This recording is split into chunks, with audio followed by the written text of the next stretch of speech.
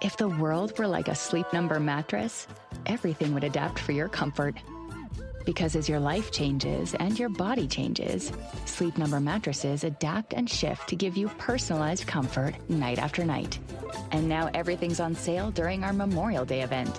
Save up to $1,200 on mattresses for a limited time. To experience a whole new world of comfort, visit a Sleep Number store or go to sleepnumber.com. Sleep Number, to a good life sleep. Make game day yours. Tickets, food and drinks, stats, and streaming. Everything you need is in the Utah Mammoth app. Download today and make game night easy. Download on both Android and iPhone. Tusk Top. Through 97.5 and 1280, the KSL Sports Zone NBA Draft Lottery Show. I'm Ben Anderson. He is Chandler Holt. A very happy Sunday and a very happy Mother's Day to everybody out there. We are getting you ready for the NBA Draft Lottery, which is beginning momentarily. That doesn't mean the actual lottery itself is beginning momentarily. In fact, the lottery has already occurred, but the names have not yet been revealed. Yes, for the local and national media. I think it happened around an hour ago. And, of course, they sort of bring all the representatives in and then sort of reveal one at a time. We'll go in reverse order, starting at 14. And then as the names sort of come off, you'll know where the Jazz are, depending who you see and who you don't see. So a quick update for those who have not been tracking the Utah Jazz all year. The Jazz have the fourth best odds to win the lottery, remain in the top four, get the number one overall pick overall. Now, technically, they're tied for the second best odds. Yes. Because Washington, Indiana, and Brooklyn all have the best odds of winning the number one pick at 14%. The Jazz and the Sacramento Kings are tied at 11.5%, and it's about a 45% chance to remain in the top four. And that top four number is going to be a big one for the Jazz because this is a draft with four guys at the top that I think are in one tier. And then everybody else 5 on is probably in another tier. Now, things can change. We remember the lottery last year when the Jazz slipped to 5. I don't think anybody thought Ace Bailey was going to be on the board when they picked. Lo and behold, that's what happened. So if the Jazz end up at 5, I think there's a slim chance that one of these guys projected in the top 4 could certainly be there.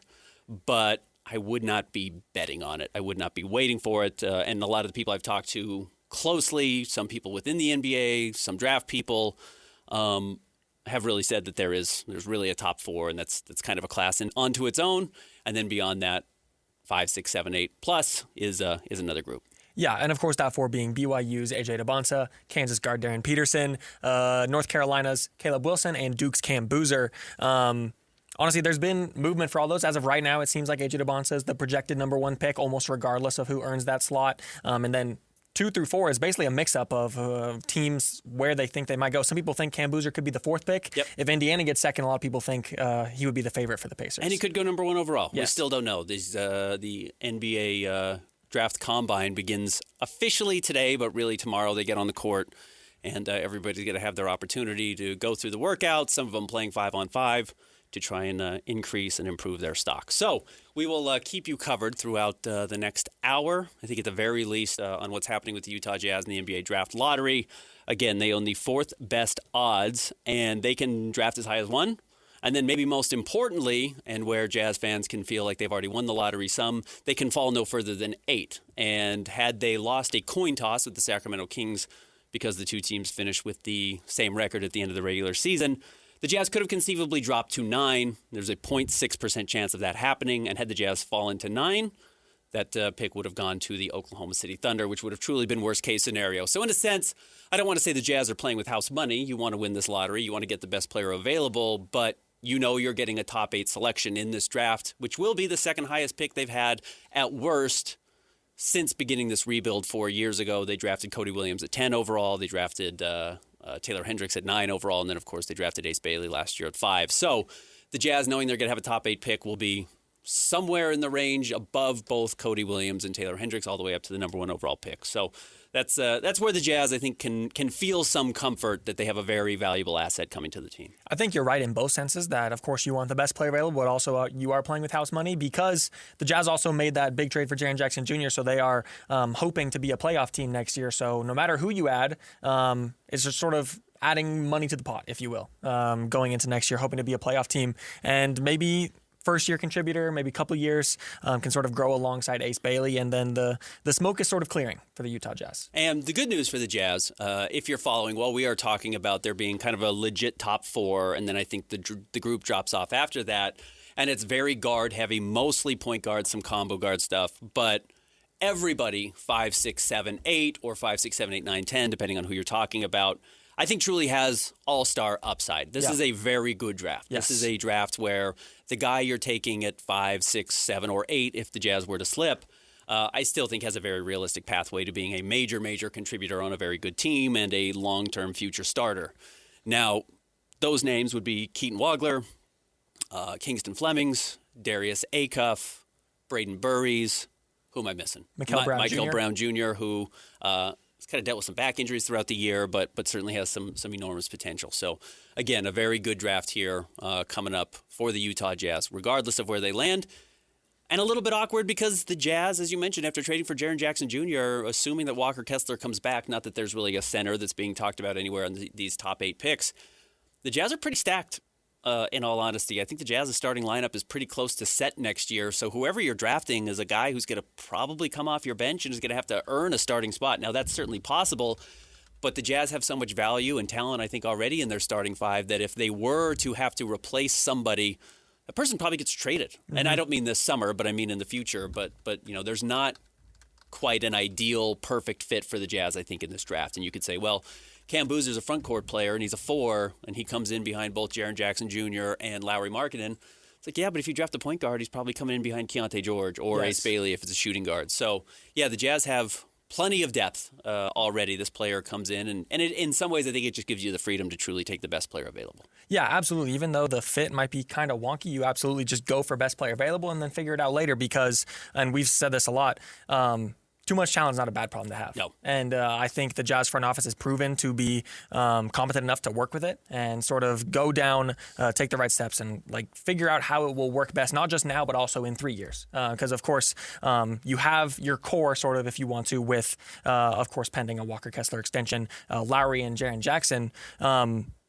You have these guys set up through 2029. And of course, you're adding a young guy. His contract would be up, I think, the year after that with this draft. So just a lot of options for the Jazz. And I agree, no matter what position, no matter how the fit is, you make it work. Ideally for the Utah Jazz, truthfully, they are not back here drafting at the top of the lottery for a couple of years at the very earliest. And the earliest would be as if they're using somebody else's pick. Yes. That would be either the Cleveland or the Minnesota pick. I believe it's 2 years from now they would get one of those back.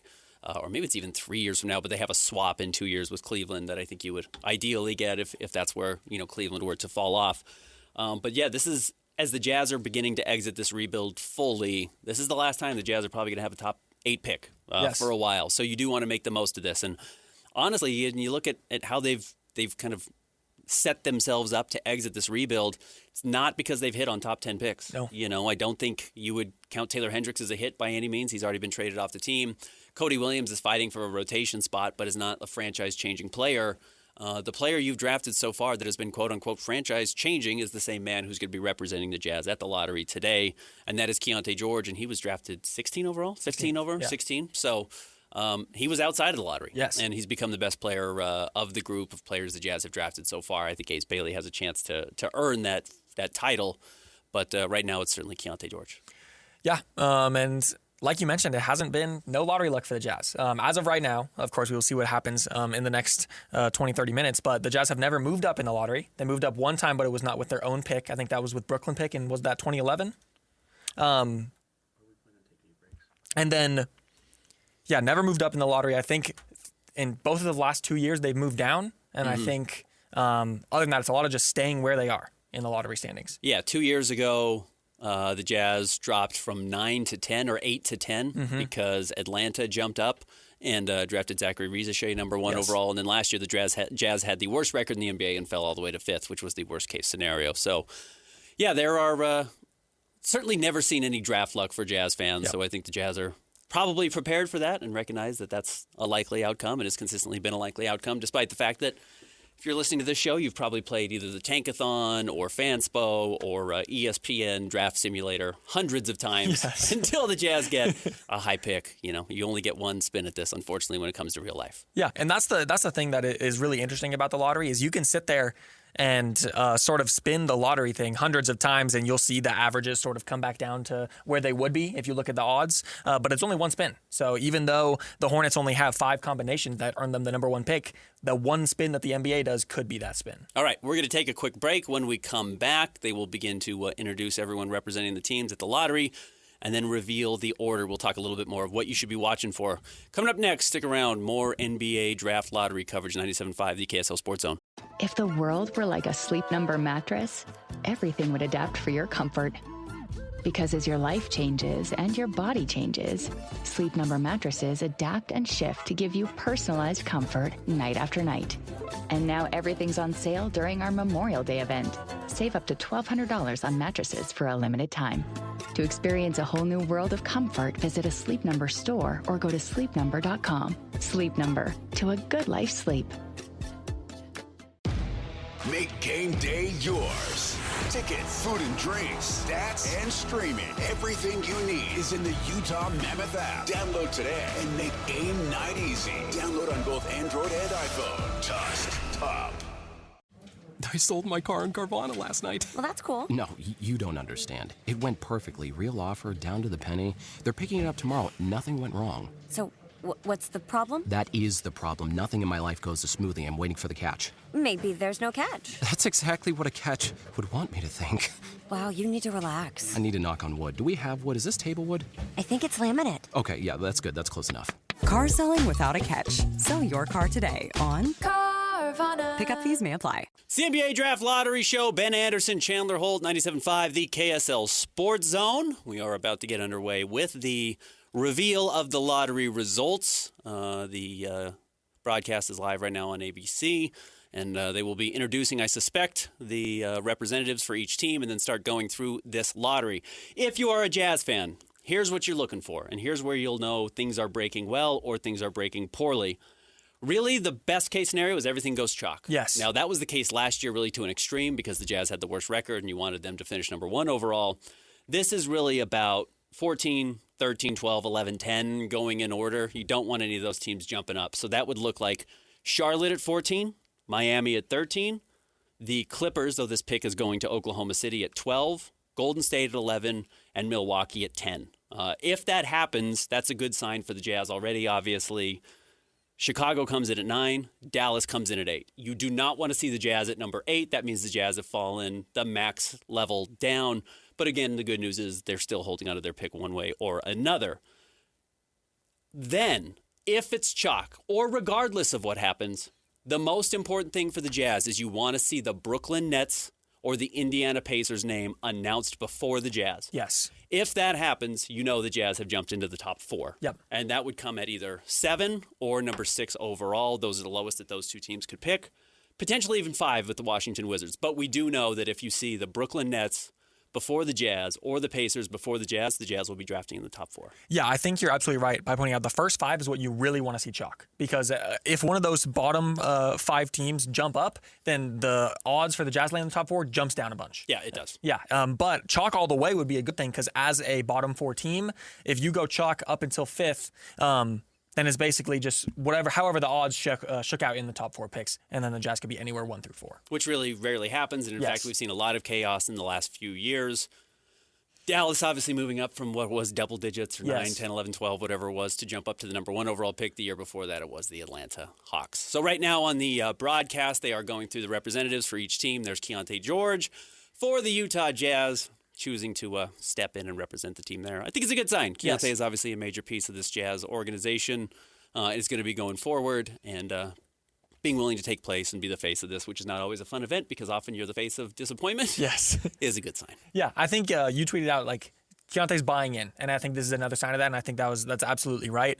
I think it's 3 of the last 4 years a current or former Jazzman has represented the team in the lottery. I think 3 years ago was Colin Sexton, 2 years ago was Thurl Bailey. They are bringing out the results now. Mark Davis will be reading them, and again, you want to see these picks go in order, so we will update them. We'll actually be playing it live here for you, and you're hoping for chalk. You hope you don't hear the Jazz's name at 8 or 7. Really 6 or 5 either. That means the Jazz are in the top 4. But they've never moved up in the lottery, as you've said. They owned the Brooklyn Nets pick one time and moved up to 3, but never had any real significant luck. The highest they've ever drafted is number 2 overall when they took Darrell Griffith in the early 80s.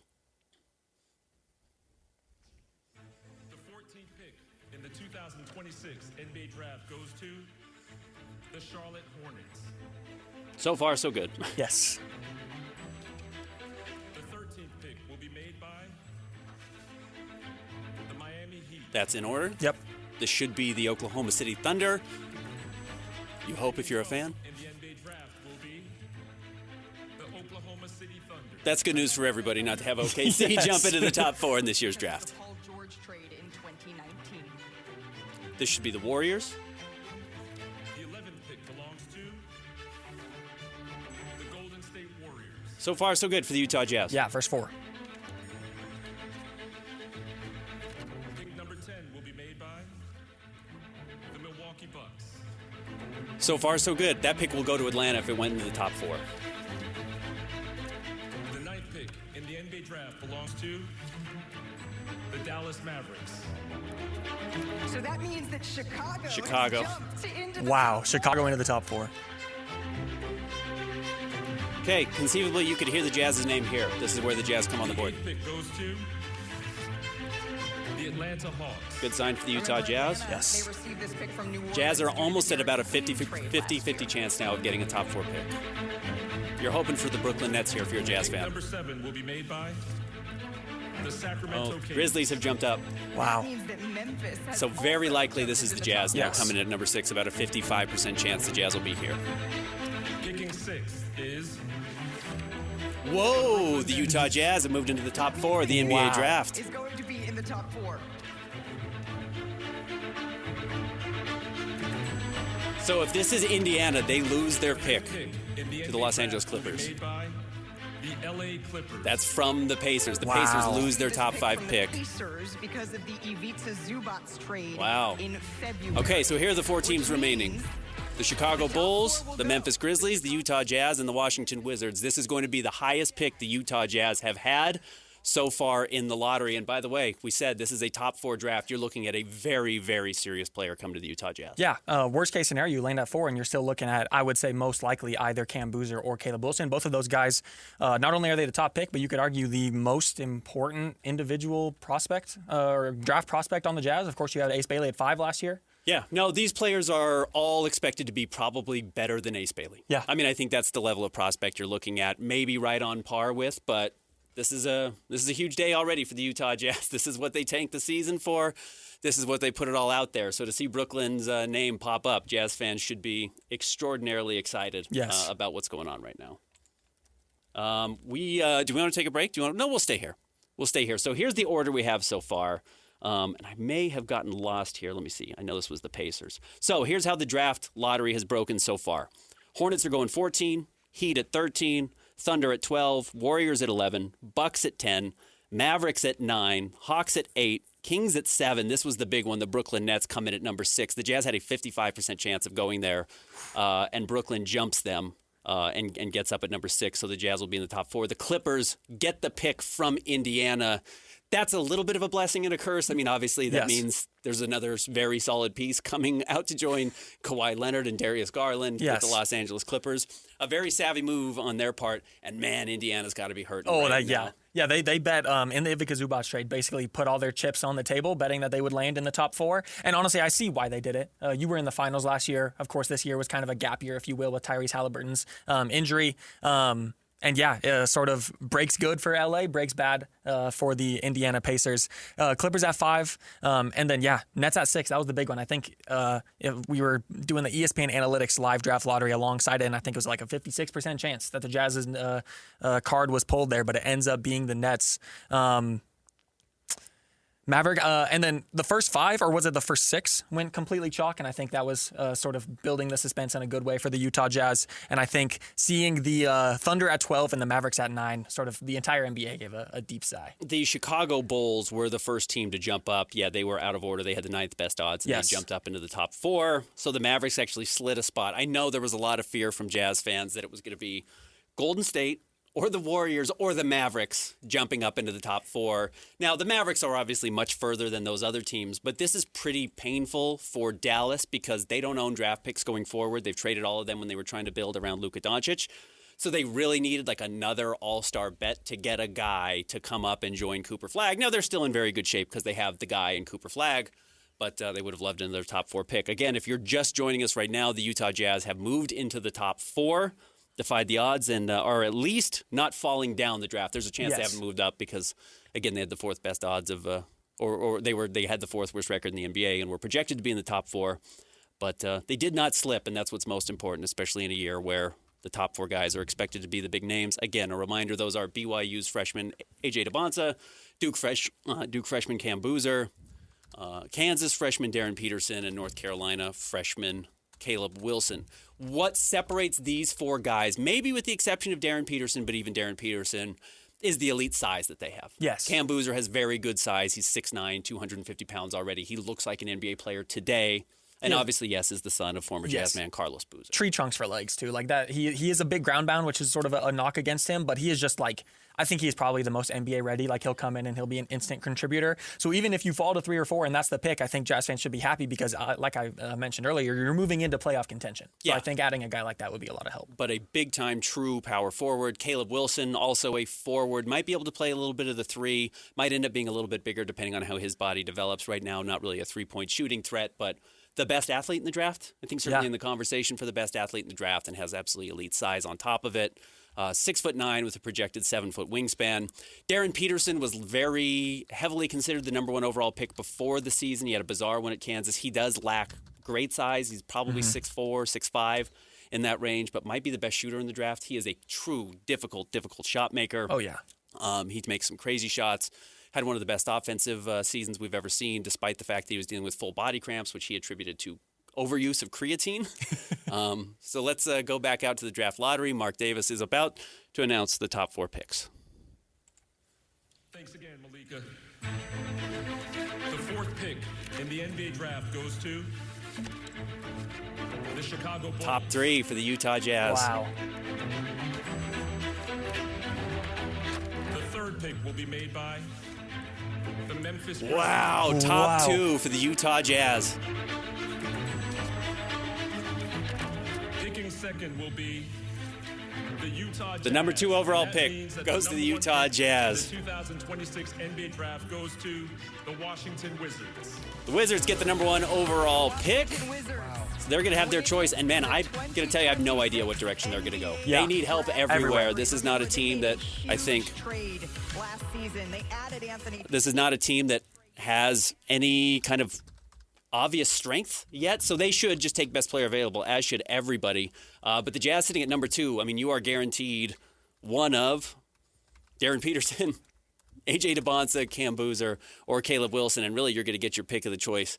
Showing A.J. DeBonsa on TV right now, he doesn't look thrilled, but he may not be the number 1 overall pick. There's a very realistic shot they could go for any one of these players, Darren Peterson, Cam Boozer. I don't think Caleb Wilson is going to be a likely pick at number 1 overall, but crazy. This is going to be tied for the second or for the highest pick the Utah Jazz have ever had since they drafted Darrell Griffith in the early 80s. Tied for the highest, and also for the first time in franchise history, the monkey is off the back. The Jazz have climbed in the NBA draft lottery for the first time ever with their own pick. Pretty wild. Washington Wizards. That's good if you're a Jazz fan. You do want talent going west or east, I should say. You want the number 1 overall pick going to the opposite side of the NBA. So the number 1 overall pick going to Washington is very good news for the Jazz.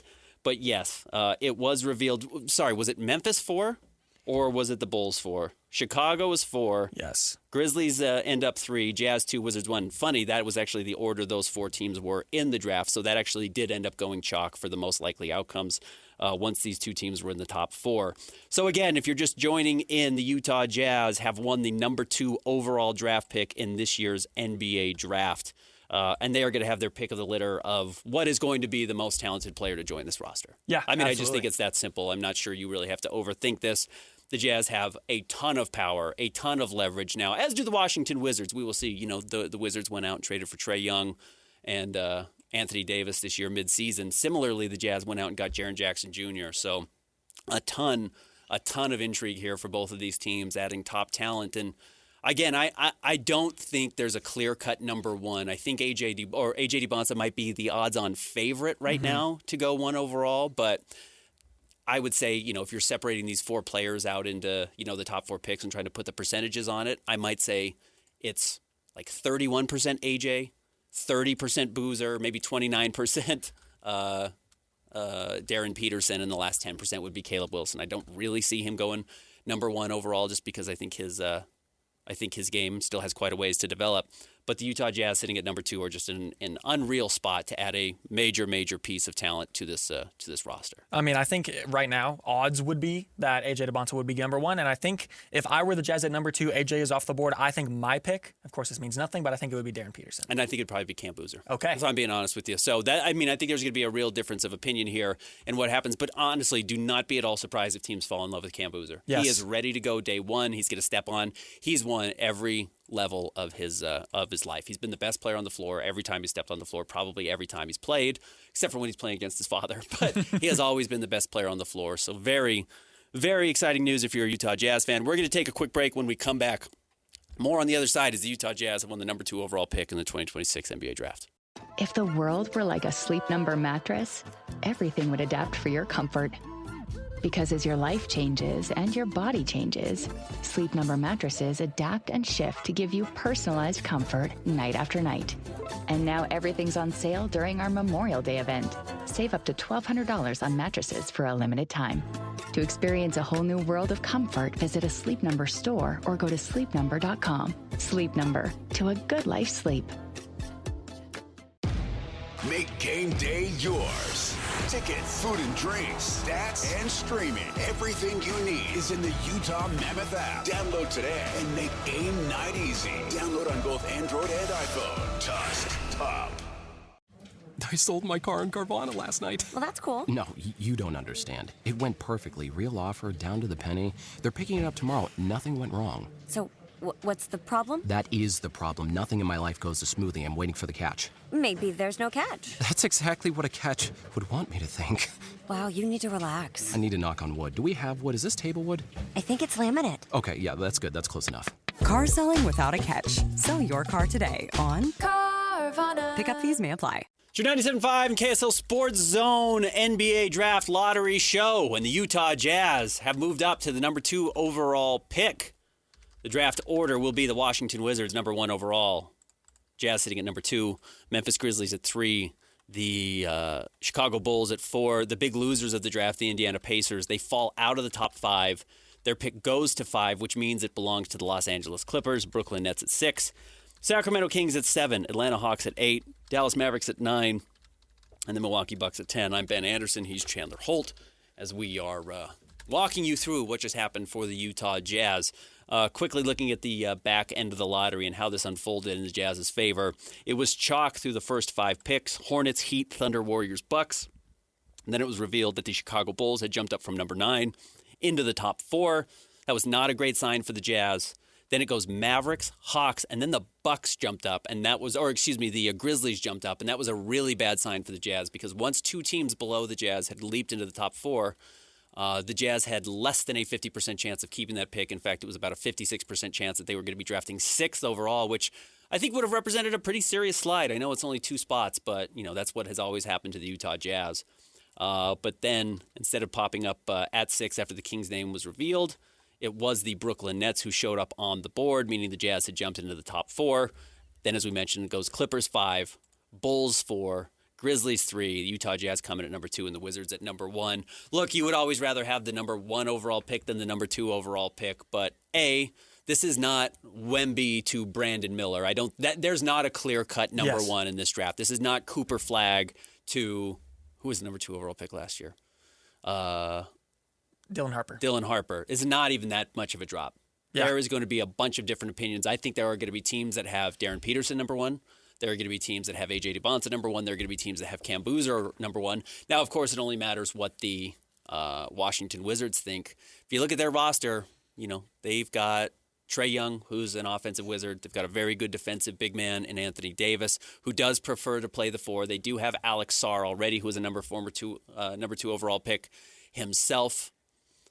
That may mean that they don't want to draft a front court guy. You've got Anthony Davis and you've got Alex Sarr. That does seem to think that either Darren Peterson or AJ DeBonta would make a ton of sense there, and which could mean that the Utah Jazz are sitting there with the 2nd overall pick with a Cam Boozer on the board for you. And again, I will tell you, Cam Boozer has been the best player every step of the way, and he's a little old school. He's different than your traditional lottery pick right now. He's a little bit more ground-bound, but, man, absolutely an enormous option for the Jazz. And as we said before the break, this player coming in, I think, is expected to be the best player on the team in the next 3 or 4 years. Yeah. That surpasses Lowry. That surpasses Ace Bailey. That surpasses Keontae George.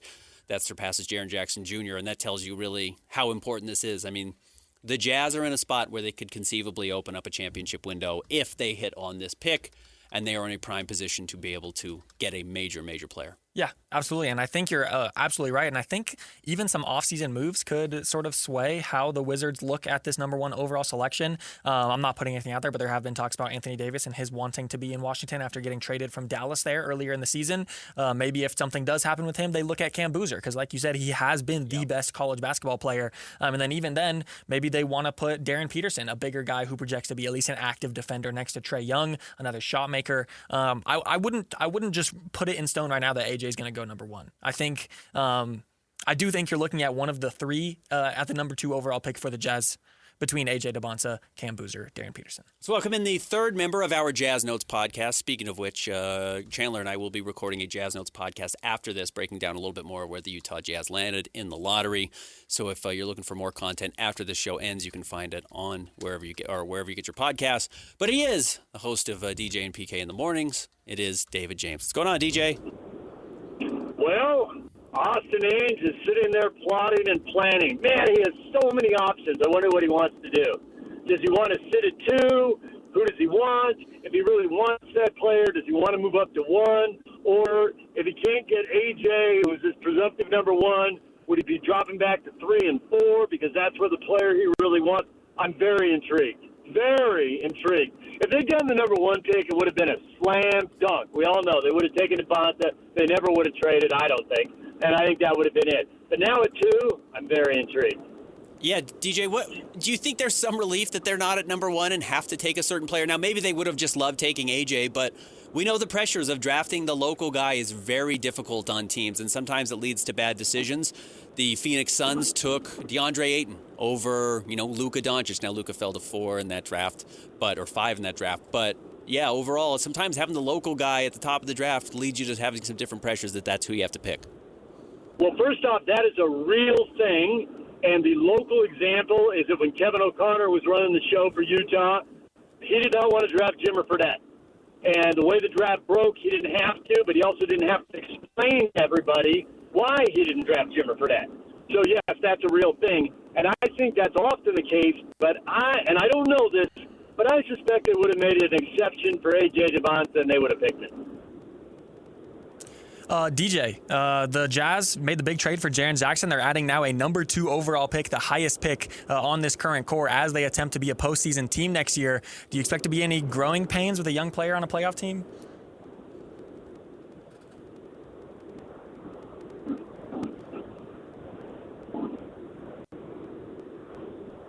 We may have lost DJ. I'm back now. I did lose that question. It dropped out. I went through a dead zone, but I'm good now. Oh, I was just asking, adding a number 2 overall pick, the highest pick on the Jazz's young core, to a prospective playoff team, how do you expect sort of a rookie fitting in as the Jazz look to compete next year? Well, it probably depends on which rookie they take, but I think when you're drafting 2, you can get a little bit of help. I think obviously this person will play. I would really caution against assuming that they're going to win games and be a difference maker. That's a very big ask for a rookie. I think you can go in, you can play minutes, and you can help. I don't think you can be expected to vault the franchise forward. And I don't know that depending on who they draft and what position they play, there might be some expectations they would start. To me, closing is the biggest ask, so I would expect they don't do that. There is a world in which starting is the best thing because those are the least pressurized minutes in a game. And Jerry Sloan over the years started rookies multiple times for that reason. They were the easiest minutes. He might only be playing somebody 15 minutes a game, but he'd start them and play them the first 6 minutes because that was the least intense part of the game. So I would keep my expectations low as far as this person moving the needle immediately. I would have expectations they play, but I wouldn't expect them to have a massive impact on winning and losing. Do you think at all about position, DJ? I mean, the Jazz have a starting five next year. I think they know what they have, but do you start thinking about that at all if you're weighing between a bigger guy or a smaller guy? Just long enough to know I'm not doing it. That's all I think about it. I would not do that. And I think there's multiple reasons for that. One, there's a lot of examples in NBA history of teams that draft for need and they make a mistake. There aren't as many recent examples because teams largely no longer do that. And there are probably exceptions out there. But I think there were some hard lessons learned when I was just starting out in the media, and everybody's learned from them. And so you don't do that. Don't draft for need. And teams turn over contracts are so short, you're drafting this rookie, you're going to be able to hold on to him. Even players like Hayward and Mitchell left the Jazz. You got him for 7 years. So you need to draft the best player because the rest of your roster is going to turn over, and what is a need now may not be a need later. And what you have a lot of now, you may really need later. So just go get the best player. And I also think the place where the Jazz have the biggest log jam right now is probably the 4, although maybe arguably it's the 3. But if you got someone else there, I'd play them there. The guys are playing 60 games, give or take, 60, 65 games. And you're playing 30 minutes a game. There's plenty of minutes. And it's positionless basketball. I mean, Jackson is clearly a 4, not a 5. But you're telling me he can't play 10 minutes against backup 5s? Yeah, he can. Most nights he can. I think so. So now all of a sudden, even if he's playing 33 minutes, let's say, now he's only got 23 minutes at the 4. You need 25 more minutes at the 4. And maybe that's Lowry, but maybe he's at the 3. And if Lowry plays 25 minutes at the 4, he's only playing 10 at the 3, and there's more time there. So I think with positionless basketball, you can find space and time for guys if they're good players. Plus, people are playing 82 games, and that's going to create more space. So just go get the best player. That's it. I don't worry about the position. Catch the rest of DJ's coverage tomorrow morning on DJ and PK from 6 to 10 right here on 97.5, the KSL Sports Zone. DJ, I think you were the good luck charm. Thanks for jumping on. Happy to jump on. I don't think it was me. And now let's all just keep our ears to the ground to see if we hear any trade talk or to see if they settle in at 2 and they get a player they really wanted to. I'll be very intrigued to see if they try to move to 1 or 3. Thanks, DJ. See you, bye. All right, there he is, David James, jumping on as the Utah Jazz have moved up to the number 2 overall pick in the 2026 NBA draft. The Washington Wizards have the number 1 overall pick. Memphis will be drafting 3, and the Chicago Bulls are drafting 4. The losers in this draft, teams that fell, as we mentioned, the Indiana Pacers dropped from 2 to 5. The Brooklyn Nets dropped from 3 to 6. The Sacramento Kings dropped from 7 to 2. By the way, how critical now was the Jazz winning that coin toss the Monday after the regular season ended. Had the Jazz lost, they would have dropped to 7 and been looking at one of these guards. Atlanta dropped a pick or a spot, and Dallas dropped a spot. Otherwise, the Jazz were lucky to move up. So this gets really interesting, and you heard DJ mention it there. You start getting into trade talks as well with number 2 overall. Yes. Because you have a chance to get one of the best players on the planet if you are seriously talking about moving the number 2 overall pick. This isn't the number 2 overall pick in a bad draft. It's the number 2 overall pick in a great, great draft. In fact, this might be the best number 2 overall pick. I'd have to look at draft history of when the last, this highly rated of a number 2 was on the board. It's been a while. Yes. If you are talking about this moving this pick, you're talking about the 10 best players in the NBA. And that's where Giannis Antetokounmpo's name comes in. That's where Jaylen Brown's name comes in. Obviously there's a big gap between Giannis and Jaylen Brown, but you can get into those conversations now very seriously. And you may have pursued them at 6 or 7, but the amount you'd have to give up in those talks with a 6th or a 7th pick might have just been too expensive. Yeah. Now you could just be looking at number 2 in salary for a team saying, hey, you're never guaranteed a top pick. The Milwaukee Bucks don't control most of their draft picks going forward. Maybe we could move up and get this selection. I'm talking from Milwaukee's perspective here, and just saying, could jump up to number 2, get our guy of the future, maybe get a sign and trade with a Walker Kessler type, and the Jazz bring back the first top 5 player they've had on the team since Karl Malone left the roster in 2003. Yeah, that's the serious type of conversation the Jazz could be having. Now the Washington Wizards can have that as well. But the Jazz are really, really in a good spot. My gut would tell me they make the pick, obviously. Yes. I mean, I think Occam's razor tells you that that's the most likely outcome. But I think they will very seriously kick the tires on everybody around the NBA to see what's out there, because you are very rarely in the catbird seat when it comes to the NBA. Generally, the league does not revolve around you unless you're trading Rudy Gobert or Donovan Mitchell and you're trying to fall to the bottom.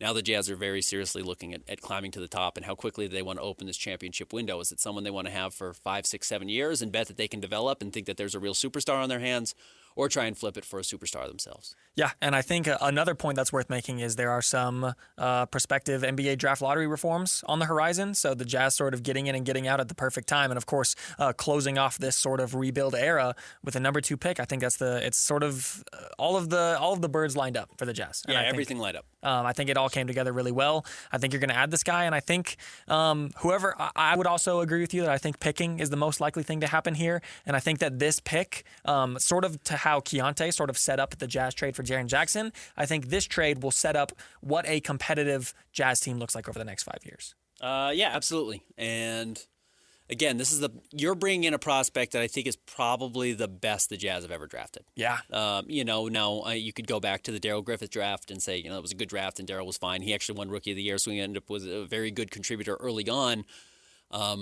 But this player surpasses. This is a better prospect than Darren Williams. This is a better prospect certainly than Enes Kanter. This is a better prospect than Ace Bailey was last year. Once you get up to number 2, 4, 5, you're probably in that same conversation in all honesty. But number 2, you're talking about elite size, pretty NBA-ready game, and a ton of potential ahead of you. There's not really anything limiting what the Utah Jazz are looking at. Yeah. Man, absolutely crazy. I still can't believe this. So looking at the top 4 again, and again, I do want to say that it is not written in stone that AJ DeBonta goes number 1 to the Wizards. I think they have a lot to figure out over there, and I think it could be any of Darren Peterson. I think I would maybe scratch Caleb Wilson out of the number 1 pick contention. I think you're looking at Cam Boozer, I think so too. Peterson, or AJ DeBonta. And I mean, at number 2, even if it is AJ number 1, you're looking at Darren or Cam Boozer. Now, I will say, shout out to DJ. He sort of mentioned talking about maybe starting for this rookie. I think the only chance that happens would be if you're drafting AJ or Darren Peterson. I think Darren Peterson, his fit as sort of an off guard next to Keontae George, and then with the jumbo sort of front court, I think that makes a lot of sense.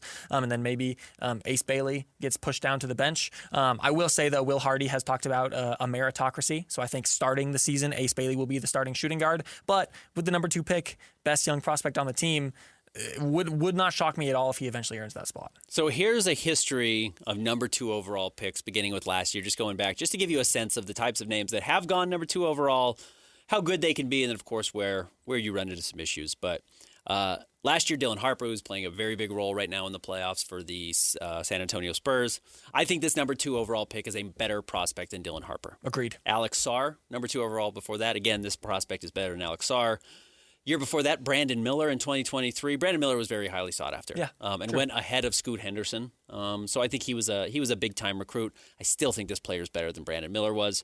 Chet Holmgren at 4 might be the last time there was like a kind of perceived can't miss player. Now, even then, going into that year's draft, we didn't know if Jabari Smith Jr. was going to be the number 1 overall pick, True. or Paolo, or even Chet. Paolo goes 1, Chet falls to 2. Jalen Green to the Rockets in 2021 did not turn out to be a terrific player. James Wiseman, the biggest bust on this list. Well, the biggest bust on this list. He goes to the Golden State Warriors. Had a very bizarre college career. Yeah. Got paid to go to Memphis and was disqualified basically as a result. Ja Morant in 2019, again, at one point was maybe the most exciting young player in the NBA. Marvin Bagley, huge bust with the Sacramento Kings. Lonzo Ball, this is a run I forgot the Lakers had 3 number 2 overall picks in a row. They went Lonzo Ball, Brandon Ingram, D'Angelo Russell. Before that, Jabari Parker, who was also viewed as a can't-miss player, who did miss. So There's really no such thing as a true can't-miss player. But, those names I mentioned, you're talking about some of the better players in the NBA when they hit their peaks. So it's dicey. It's not a can't-miss spot, but there have been players like Kevin Durant drafted number 2 overall. There have been big-time franchise changers. You would obviously rather have the number 1 overall pick. Second best ain't bad for the Utah Jazz. And this draft has been sort of compared to 2003 in the sense that you have like this group at the top of the draft that could be all star to all NBA level.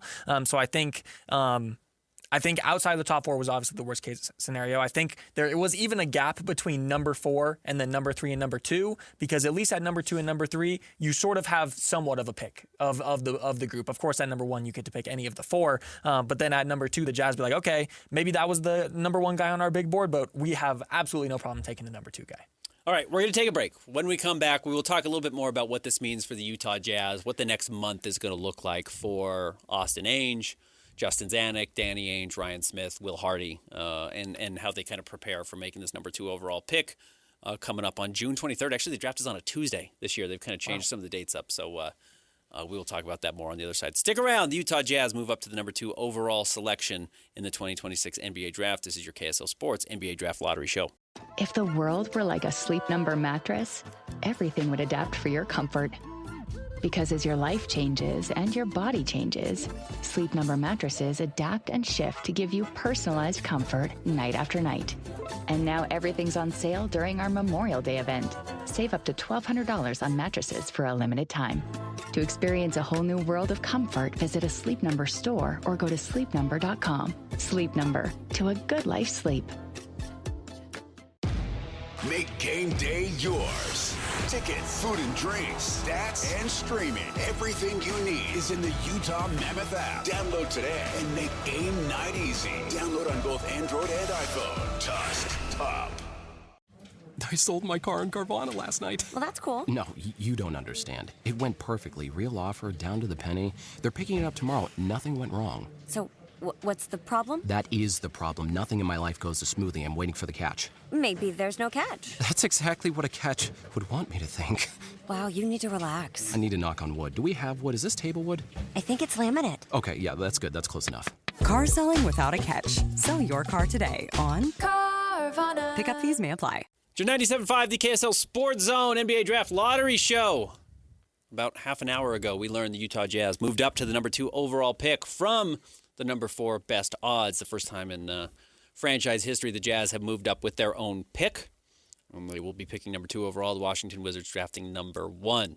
I just put it out on Twitter. If I had to guess right now, and I think that's what people are probably interested in, I think A.J. DeBonsa is going to go number 1 overall to the Washington Wizards. I think Cam Boozer goes number 2 overall to the Utah Jazz. Okay. I can see that absolutely. You have the family tie with Carlos Boozer, who has some sort of role in the front office with the Utah Jazz. I think as a prospect, Boozer is better. I just can't help but look at the potential fit of Darren Peterson. Of course, if the injury and the motor and all of these questions are answered, and they aren't an actual question that needs to be addressed, I just think his fit next to Keontae would just be so perfect, it's almost comical. Yeah, no, and again, here's the good news. Not a bad selection here. Yes. You know, if AJ were to fall in my hypothetical here, you get a huge A-plus scoring wing with top-tier potential, evolving playmaking. Defense wasn't very good at BYU, but I don't judge a lot of these one-and-done guys too much on their defense. I think a lot of them are tasked often with providing as much offense as they can and not getting themselves in foul trouble, especially at the college level. And I think that probably does apply to A.J. DeBonsa. Cam Boozer, also a little, not a liability defensively. In some ways he is. His defensive numbers were fabulous analytically, but that Duke team was a very good defensive team and probably covered up some of the things he doesn't do well, which may be exploited more in the NBA. He's a little slow-footed. He's really not a great run and jump athlete. That's kind of not the type of athlete he is. He would enter the NBA, and I'm not kidding, as a top 10 strongest player in the league. Yeah. As a rookie. That is crazy. Really, really unique. You know, he would step in and doesn't quite have the grown man strength, but he will just absolutely dominate you and push you out of the way, and has a chance as you watch Nikola Jokic start to age a little bit. I think there's a world where Cam Boozer's the best offensive player in the NBA. Yeah. Like, I think he might be that special with his ability to pass, and then steps out and shoots 40% from 3 and is an A-plus rebounder and is a great outlet passer. We'll talk more about those players. Let's go out to the zone phone. Welcome in the coach from Scotty and the coach from 10 to 2 right here on 97.5, the KSL Sports Zone. It is Coach Tim LaComb. What's going on, Coach? What's going on, guys? What a day, huh? Number 2 overall pick for the Utah Jazz. I know everyone probably had it in the back of their mind that most likely the Jazz are going to slip, but we don't hear their name called at 5, 6, or 7, and things started to look up for the Utah Jazz. That was awesome. I mean, I guess Ryan came on several, shows and talked about how, the Jazz have never moved up. The math has to math. And I would just say that this is a heck of a time for the math to math. I think there are a ton of options. And, I mean, I can already see the wheels turning in Danny's, brain from across the room. It just gives the Jazz so many options right now. And at a time when, they're really trying to just finish this thing off, this rebuild off. So really fortuitous bounce today, and and it's about time. All right, I laid out my guess for what I think the top four is going to look like. What's your guess right now? If you had to think who Washington's going to take at 1, and then sitting on the board at 2 for the Jazz, and then maybe even what happens at 3 and 4.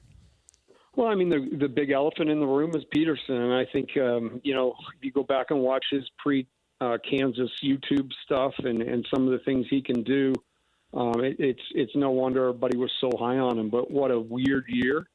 And so the bottom line is obtain as much intel as you can on that kid and his story and his situation. I know some things have come out about creatine and that sort of thing, but obviously this is a huge pick. And, I think Peterson, if right, could probably be the solution. I mean, it was debatable coming into the season who was one between he and AJ. And I think his season really hurt him this year. He probably would have been better if he just worked out with his guy somewhere for a year off site. But it is what it is. So just like they did with Ace Bailey last year, dig in hardcore to the recon and the intel.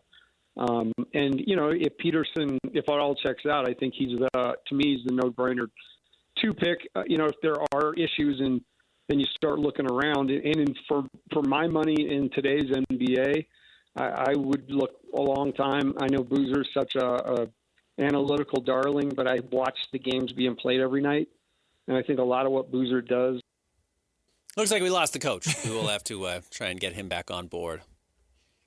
Or not. We'll see what happens. But as you heard him there, going back to Darren Peterson, one thing I would say, and I was thinking about this as Coach was talking, was Danny Ainge. Now, look, Austin Ainge is the president of basketball operations for the Utah Jazz. Danny Ainge is not, and obviously Tim knows that as well. But in Danny's history, he really, really, really highly valued recruiting rankings. Yeah. Historically, you look back at guys he's taken.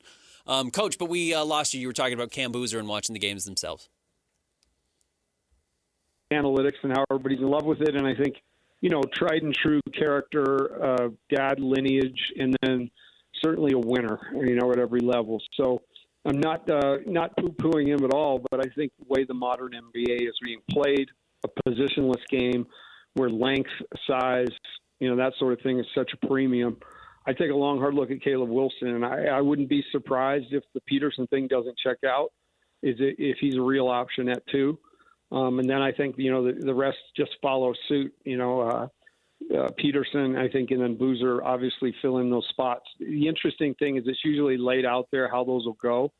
And this year I think it's even AJ to some respect may be somewhat up for debate. I'm not 100% on that, but I want to kind of see how this settles and what the Wizards start floating out there and that sort of thing. So kind of the way I see it looking right now. Coach, we appreciate you jumping on. We will listen to you tomorrow, breaking down the number 2 overall pick in the 2026 draft with Scotty G coming up from 10 to 2. Appreciate you jumping on. Have a happy Mother's Day. Hey, I appreciate it. And what a time to be in sports radio in the market, huh? You picked a good time. Why didn't you join us earlier? Well, I mean, we just everything in due time, my guy.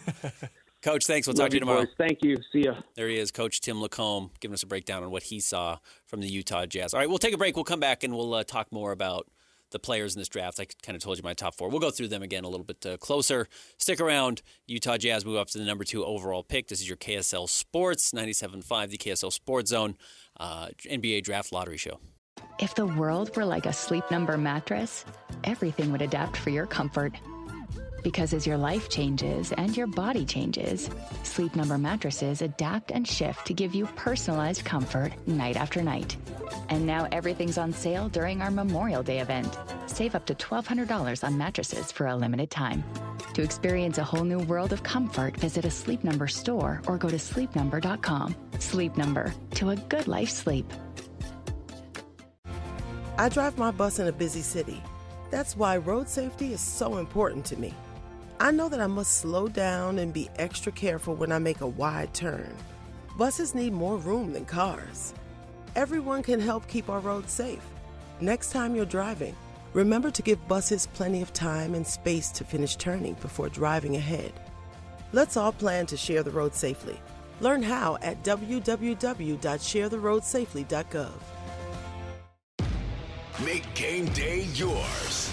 Tickets, food and drinks, stats, and streaming. Everything you need is in the Utah Mammoth app. Download today and make game night easy. Download on both Android and iPhone. Just top. I sold my car in Carvana last night. Well, that's cool. No, you don't understand. It went perfectly. Real offer, down to the penny. They're picking it up tomorrow. Nothing went wrong. So, what's the problem? That is the problem. Nothing in my life goes as smoothly. I'm waiting for the catch. Maybe there's no catch. That's exactly what a catch would want me to think. Wow, you need to relax. I need to knock on wood. Do we have wood? Is this table wood? I think it's laminate. Okay, yeah, that's good. That's close enough.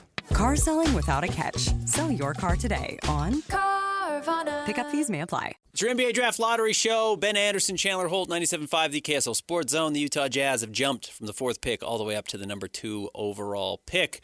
Find themselves in a very advantageous spot. The Washington Wizards will be picking number 1 overall. Number 3 overall will be the Memphis Grizzlies. Number 4 will be the Chicago Bulls. But Jazz fans are in a very, very advantageous spot. You are not in a bad place having someone, quote-unquote, fall to you here at number 2. The Jazz are going to have their pick of the litter. And there's going to be a lot of talent on the board. And as we said, I'm not sure there's a real... I don't know if there's I know there's not a consensus number 1 pick. Yes. I think there's a favorite right now. It's probably A.J. DiBonsa. His ability to score, his size, his potential, I think may slightly separate him against some of the other players in this year's draft. But Darren Peterson is maybe the best shooter in the draft. He had one of the best offensive seasons from any true freshman we've ever seen in college basketball history. Had some pretty insane comps going into the college year. And then the cramps and issues he had at Kansas probably took him out of the conversation for the number 1 overall pick, though certainly I think Washington will do their due diligence. And if they feel like he is the number 1 player and whatever happened at Kansas was due to some short-term physical ailments, he could absolutely be the number 1 overall pick. And also don't underrate Cam Boozer, who was the best player in college basketball last year. He's been the best player every step of the way throughout his career. He is about 6 months younger than the rest of these guys in this draft. Don't forget he's 18. Some of these other guys are, mid-19 already, will turn 20 during their rookie seasons. That does not apply to Cam Boozer. He's very young, has an NBA body right away. And you look at an NBA that's entirely about size advantage, mismatches, really thinking the game right now, that those are all strengths for Cam Boozer, though he is not an elite athlete. He's not a big-time jumper. He doesn't move laterally all that well, but he does everything else at an A-plus level. Yeah, absolutely. And it's shout out to Tim Hazard on Twitter. He said something that I think is absolutely accurate. And with you adding that there isn't a guaranteed number 1 overall pick, the Jazz will have all of these guys in for workouts. Yes. And I don't be surprised, and I think almost expect that both the draft combine and these individual workouts will absolutely sway who the Jazz are looking at with this number 2 pick. Yeah. They play a part. I've talked to a lot of people. I've talked to former, Jazz front office people. I've talked to current Jazz front office people. And what you will hear over and over is it's a piece of the puzzle. It's not a whole puzzle. You can't just be swayed by the great dinner you take them to or the workout they come, where none of these guys are playing against each other. They're all coming in and working out against chairs and shooting in the open gym, and the Jazz will run them through some things. But this is not that. Whoever the Jazz draft will not be because somebody came and shot the ball well during a pre-draft workout. Or what will matter is the measurements tomorrow at the NBA Combine. Yep. If A.J. DiBonsa has enormous measurements and maybe is still grown or his arms are longer than expected, again, I think he will be the number 1 overall pick, but not super confident. We'll have to see what Boozer tests out as. His vertical numbers will be interesting. Well, really interesting, as will his wingspan. And Darren Peterson as well. I think there's a chance Darren Peterson measures in a little bit shorter than people think. All right, let's welcome in the coach's co-host. We just had the coach on. Now it's time for the man, Scotty G. You can catch him live on 97.5, the KSL Sports Zone from 10 to 2. Scotty, you and I have done a few of these shows together, and it always results in the Jazz falling.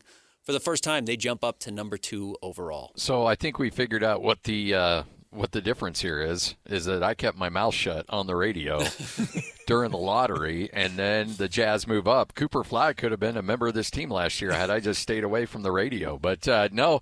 Hey, finally, the Jazz move up in a draft that they desperately needed to move up in, and look, all those long nights with both of you there at that arena covering the team and watching a lot of bad basketball over the last 2 years, it starts to pay off, and it pays off in a big way because, look, whether it's AJ, whether it's Darren Peterson, you will have a generational talent. Now, whether they turn into a generational player, that is largely up to them, but from a talent standpoint, I don't think you can go wrong with either one of these guys. I'm not ruling out Cam Boozer. I think there's going to be a real push from a lot of people to go. He's going to have fans. He's going to have fans who want him number one overall. And I don't just mean Jazz fans. I mean, I would expect people in the front office across the league are going to be huge Cam Boozer fans. Interesting. And deservedly so. I just, you wonder how much of that game translates to the NBA. What's those vertical numbers going to look like when he tests?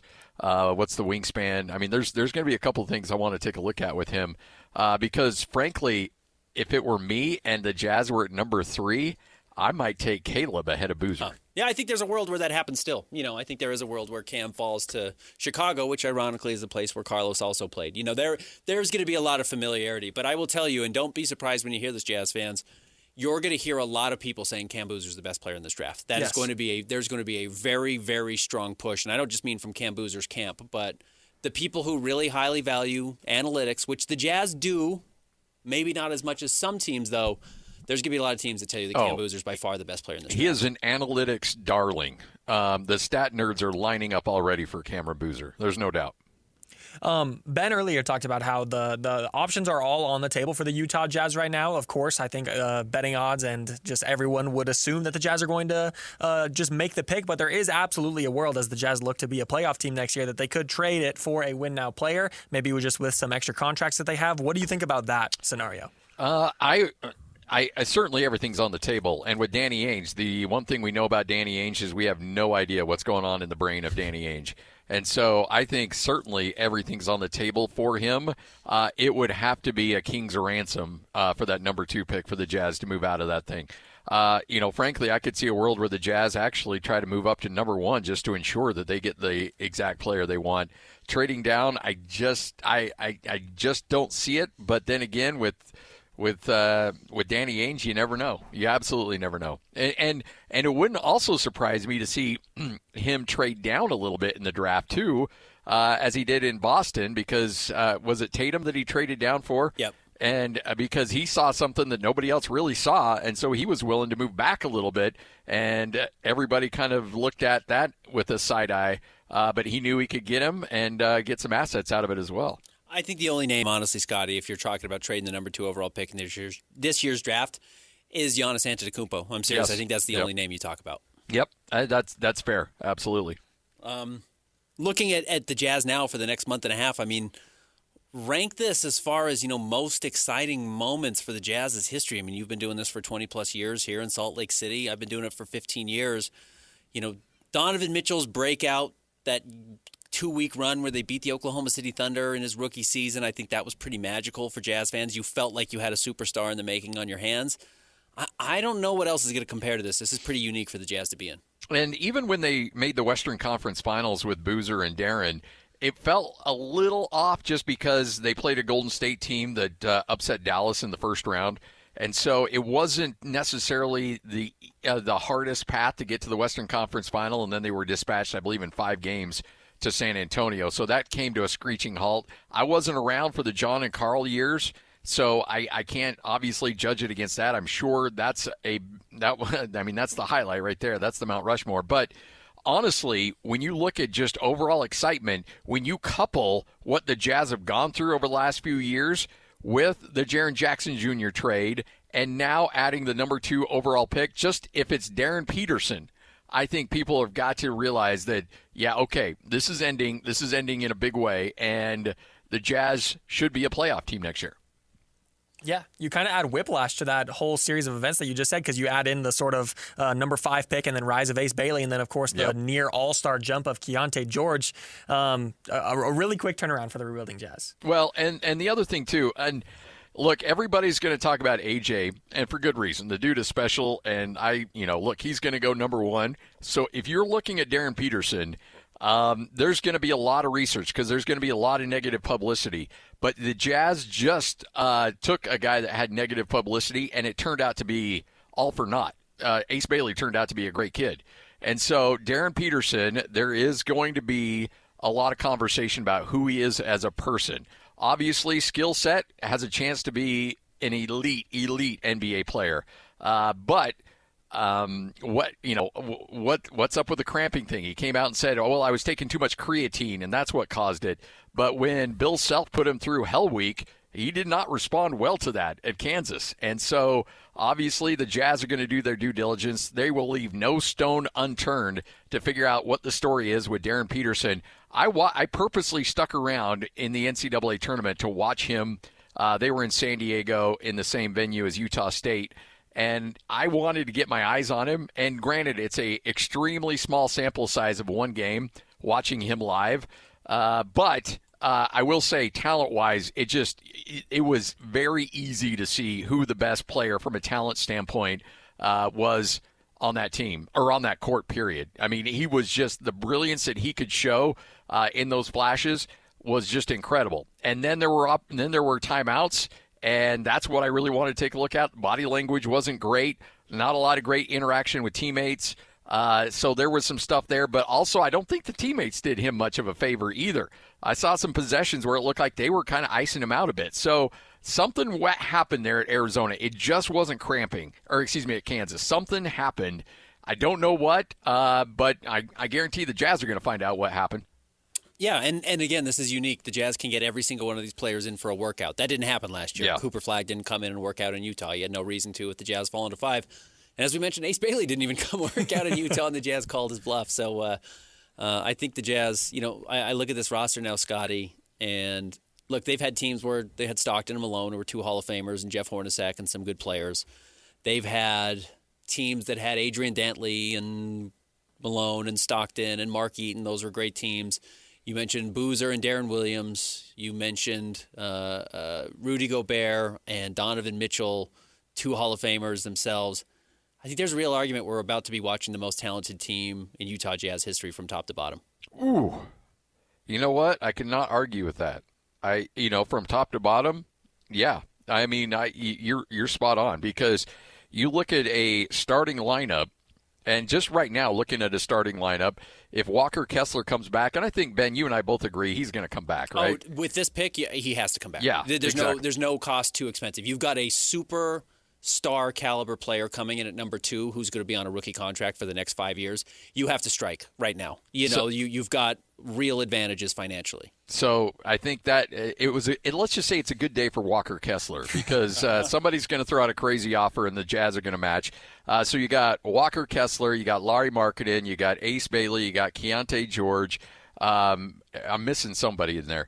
And then Jaren Jackson Jr. Oh, Jaren Jackson Jr. might be the best player on the team. Yeah, my bad. Oops.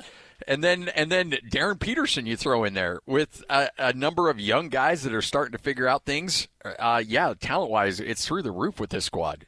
I don't think this is, honestly, on paper, this is not a play-in team. This is a flat-out playoff team. Yeah, I mean, I think that's got to be the goal. I don't think you're looking at 7 or 8, and you're going to hear the Jazz come out and try and tamper expectations. Oh, yeah. Say, we've got to learn how to win, and that matters. And it does, don't get me wrong, but there's a lot of wins out there on the table for you to go out and take. And, the Jazz had to work really hard the last 2 years to only combine to win, 39 wins. I mean, they're going to more than eclipse those 39 wins over the last 2 seasons this year alone. Yeah. Speaking of those playoff expectations, Scotty, adding a number 2 overall pick and all the talent that you just listed out, what would you think would be the ceiling for this Jazz team next year?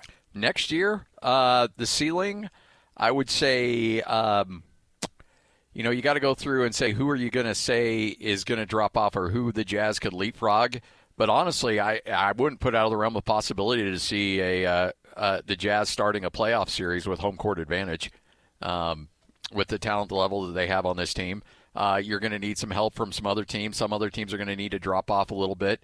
But I honestly, as Ben mentioned, the talent, and now you tell Will Hardy, ready, go, just go, which he's been chomping at the bit to do forever since the first 3 months of his first year as a head coach of the Utah Jazz. So I think that it's ready, set, go, and it wouldn't surprise me if they're a top 4 seed. Scotty, He's going to be back tomorrow right here on 97.5, 1280, the KSL Sports Zone, beginning at 10 a.m. with the coach. He'll have a full breakdown on his expectations for the Utah Jazz after moving up to the number 2 overall pick in the 2026 NBA Draft. Scotty, we appreciate you jumping on. We'll talk to you tomorrow. Good day for the Jazz. Let's go. This is going to be a fun summer. There he is, Scott Garrard, giving us a breakdown on the Utah Jazz.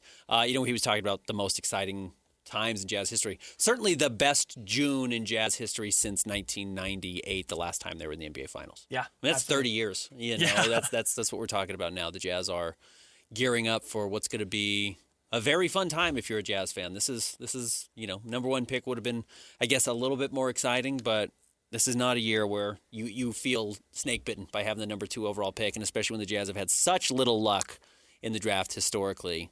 This is just a major, major positive for the franchise and opens up possibilities that I don't think have seriously been there since those late 90s runs. I mean, I think the Jazz, if they hit on this player with the quality of this draft, you're talking about a team that could potentially climb back to the top of the Western Conference Finals, and not the way Donovan Mitchell and Rudy Gobert did it, but I mean has a real chance to make noise in the playoffs. And what I'm seeing on Twitter or X from Jazz fans, I got a reply that said basically what you just said. I'd only be 2% happier if we got the number 1 pick. After a long history, especially the last 4 years of staying put or falling in the draft lottery, the Jazz finally break through and rise up. And I think that Jazz fans are elated right now.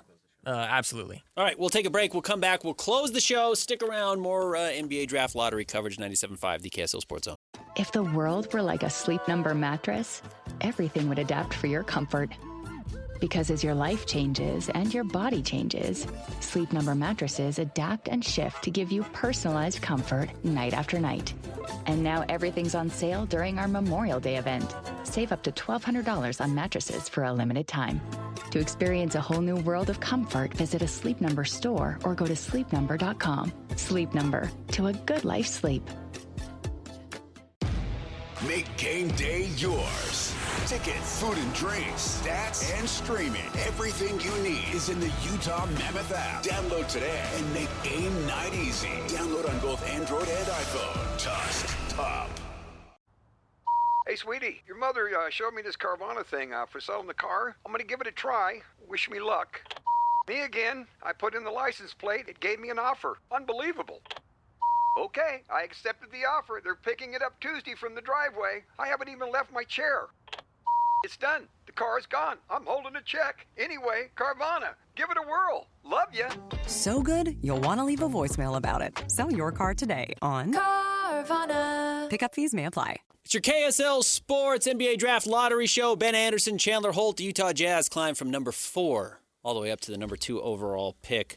If you were to look at the odds before the draft, the Jazz had a, about a 10.5% chance of climbing up to number 2? 11.4. Yes. 11.4% chance of jumping up to the number 2 overall pick. And obviously, in that sense, really defied the odds. Yeah. 1 in 10 chance to move up, and they did.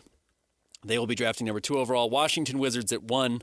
Memphis Grizzlies at 3. They had a 9.4% chance of drafting 3rd overall. And then the Chicago Bulls jump up to number 4. Indiana Pacers, the big losers tonight, they drop to number 5, which means their pick goes to the Los Angeles Clippers, which is probably not great for the Utah Jazz, but honestly, you're not worried about anyone behind you now. And the nice thing is the number 1 overall pick is going to the Eastern Conference. So Jazz, the top drafting team in the West, and the options are going to be all over the board.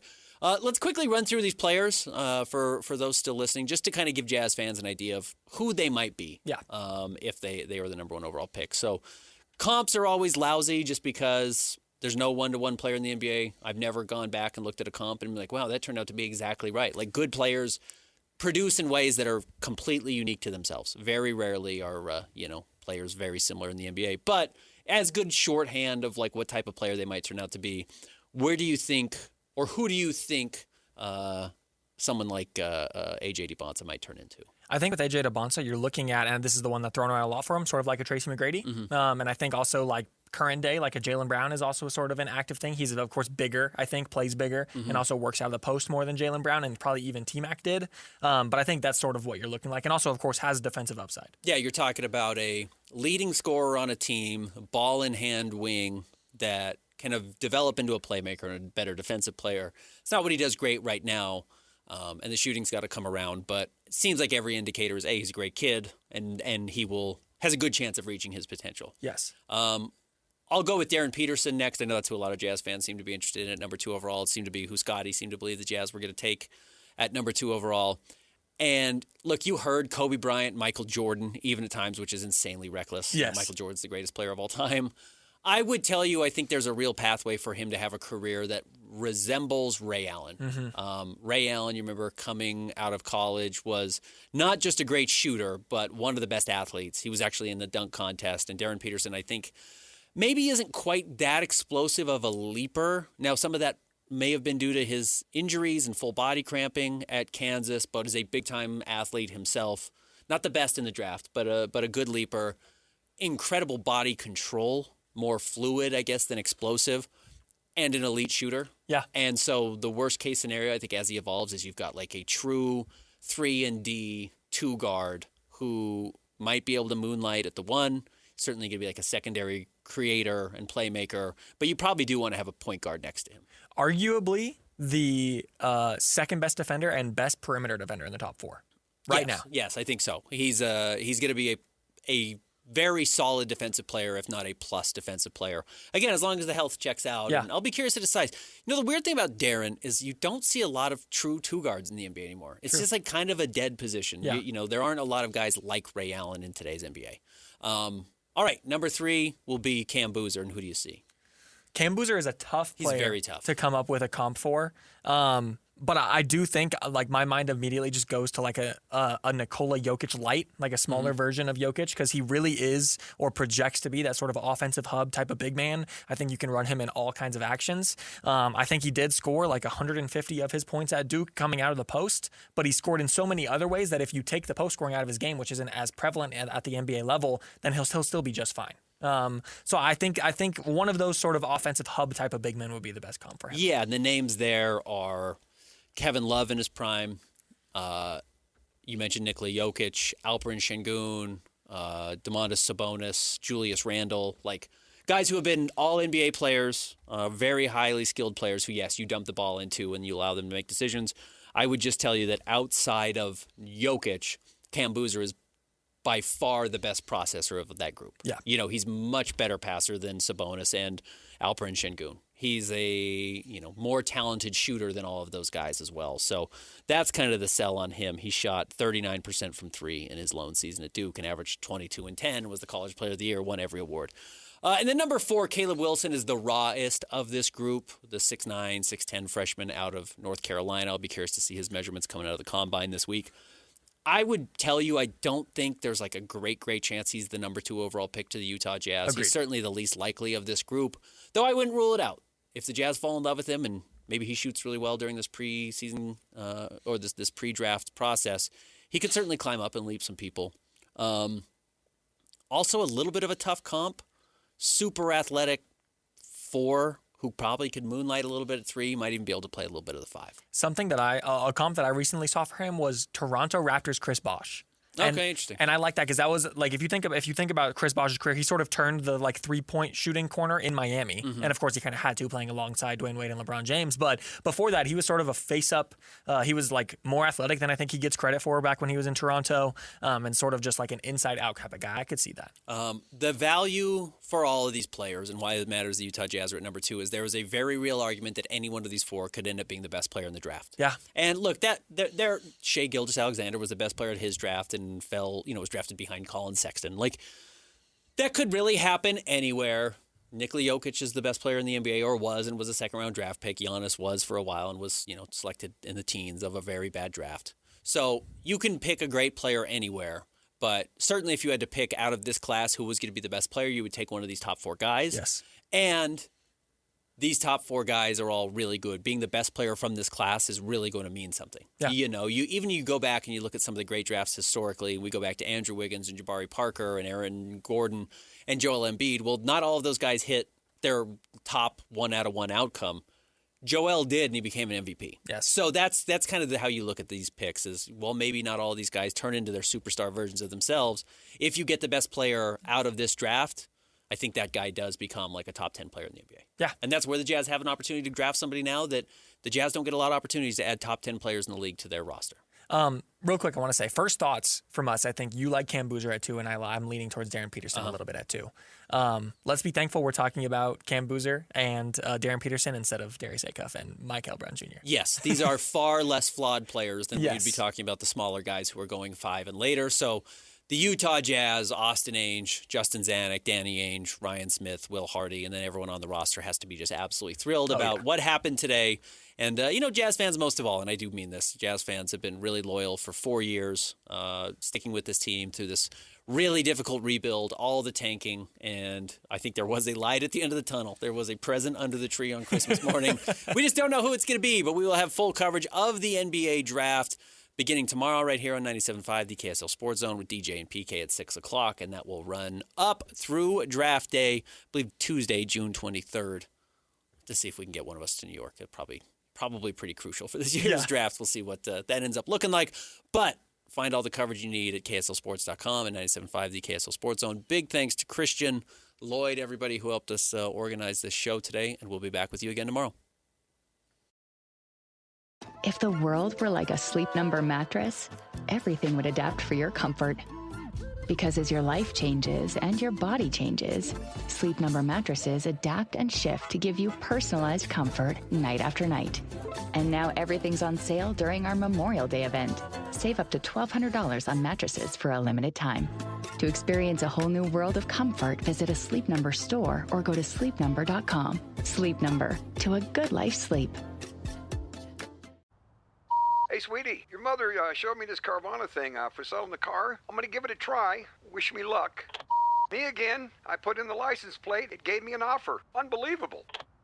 Okay, I accepted the offer. They're picking it up Tuesday from the driveway. I haven't even left my chair. It's done. The car is gone. I'm holding a check. Anyway, Carvana, give it a whirl. Love ya. So good, you'll want to leave a voicemail about it. Sell your car today on Carvana. Pickup fees may apply.